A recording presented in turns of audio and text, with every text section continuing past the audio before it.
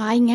பிரியாணி செஞ்சது போக கொஞ்சம் காளான் பேலன்ஸ் இருந்துச்சு. அதில் ஈவினிங் ஸ்நாக்ஸ் ஒன்று தான் ட்ரை பண்ணியிருந்தேன். காளானை சின்ன சின்னதாக கட் பண்ணி ஒரு பவுலில் சேர்த்திக்கலாம். அது கூடவே கொஞ்சமாக முட்டைக்கோசு, கருவேப்பிலை, தேவையான அளவுக்கு உப்பு, 1 ஸ்பூன் ரெட் சில்லி தூள், 4 ஸ்பூன் கார்ன்ஃப்ளவர், கொஞ்சம் கொஞ்சமாக தண்ணி ஆட் பண்ணி போண்டா மாவு பதத்துக்கு வந்ததுக்கப்புறமா எண்ணெய் நல்லா காஞ்சதுக்கப்புறம் நம்ம ரெடி பண்ணி வச்சிருக்கிற காளான் கிரேவி அதில் போட்டு நல்லா ஃப்ரை பண்ணி எடுத்து வச்சிடலாம்.